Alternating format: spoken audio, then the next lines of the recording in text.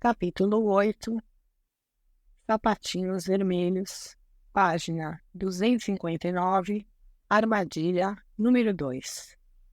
A velha secarrona, a força senescente. Na interpretação dos sonhos e dos contos de fadas, compreende-se que aquele que possui o veículo de atitudes, a carruagem dourada, é o principal valor que pressiona a psique, que a força a seguir adiante, que a impulsiona na direção que lhe apraz. Nesse caso, os valores da velha senhora, proprietária da carruagem, começam a conduzir a psique. Na psicologia junguiana tradicional, a figura arquetípica do idoso é às vezes chamada de força senex. Em latim, senex significa velho. Com maior propriedade e sem a atribuição de gênero, o símbolo do idoso pode ser compreendido como a força senescente, aquilo que age de um modo peculiar aos idosos. Nos contos de fadas, essa força da idade é encarnada por uma pessoa idosa que é frequentemente descrita como tendo apenas um aspecto, o que indica que o processo psíquico central está também se desenvolvendo apenas num aspecto.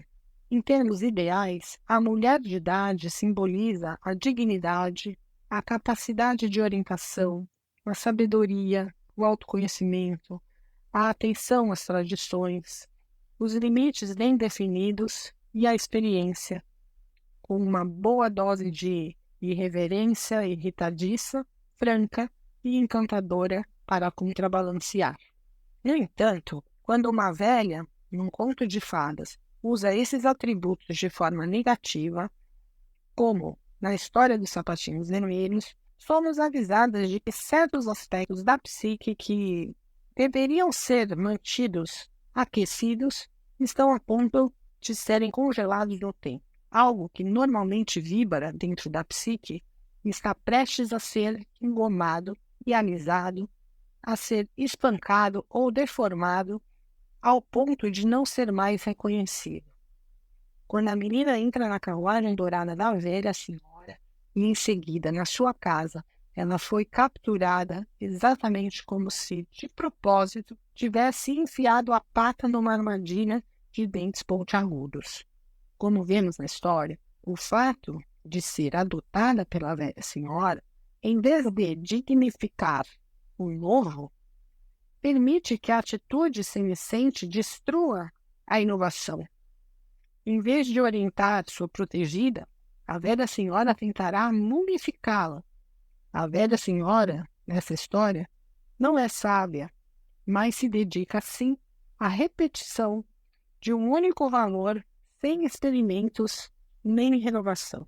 Através de todas as cenas localizadas na igreja, concluímos que esse valor único é o de que a opinião do coletivo importa mais do que qualquer coisa e deveria superar as necessidades da alma selvagem individual. Com frequência, considera-se que o coletivo é a cultura que cerca o indivíduo. Embora isso seja verdade, a definição de Jung era a de muitos comparados com o indivíduo. Somos influenciados por inúmeros coletivos, tanto pelos grupos aos quais nos associamos, quanto por aqueles nos quais não somos integrantes. Sejam os grupos que nos cercam de natureza acadêmica, espiritual, financeira, profissional, familiar, quer de alguma outra natureza, eles impõem poderosas recompensas e punições a seus membros e aos não-membros com idêntica aplicação. Eles operam de modo a influenciar e controlar todas as áreas possíveis, desde os nossos pensamentos até a nossa escolha de parceiros e o trabalho da nossa vida. Eles podem também depreciar ou desestimular os esforços que não se harmonizem com as suas preferências.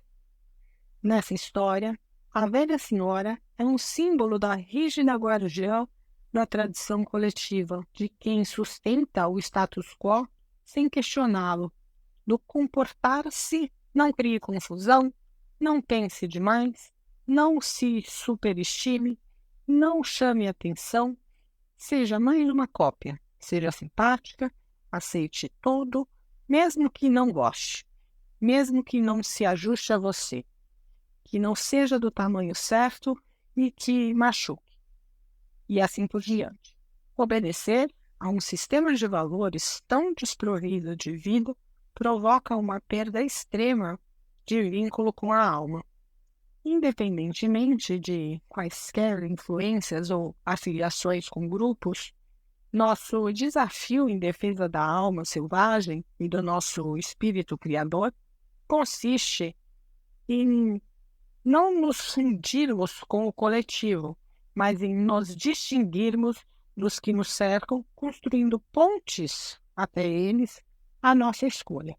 Nós vamos decidir quais pontes irão se solidificar e ter muito movimento, e quais permanecerão em esboço e vazias. E os grupos com os quais devemos nos relacionar serão aqueles que proporcionarem maior apoio à nossa alma e à vida criativa.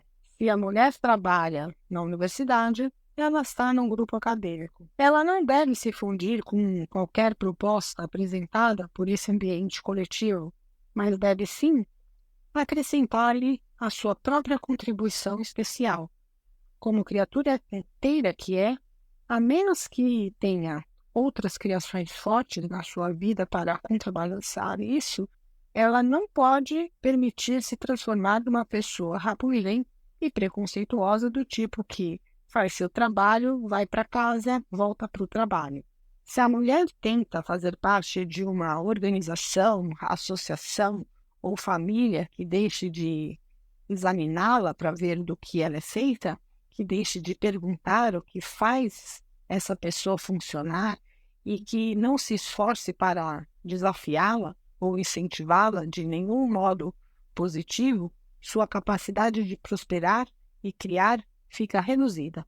Quanto piores as circunstâncias, mais empurrada ela será na direção de uma terra estéril onde foi espalhado sal para que nada lhe crescesse.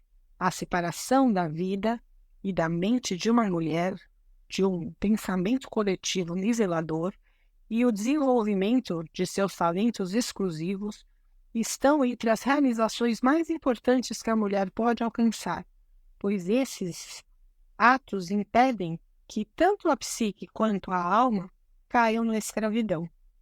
Uma cultura que promova genuinamente o desenvolvimento individual não pode jamais ter uma classe de escravos de qualquer grupo ou sexo. Contudo, na história, a menina aceita os valores áridos da velha senhora. A menina torna-se, assim, braba, por passar de um estado natural para um de cativeiro.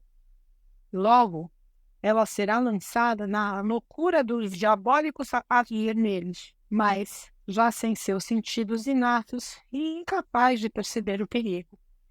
Se nos afastarmos da nossa vida real e pulsante e entrarmos na carruagem dourada da velha, senhora sem vida, estaremos, na verdade, adotando a persona e as ambições dessa frágil perfeccionista. Então, como todo animal em cativeiro, caímos numa tristeza que leva a um anseio obsessivo, muitas vezes caracterizado como uma inquietação sem nome.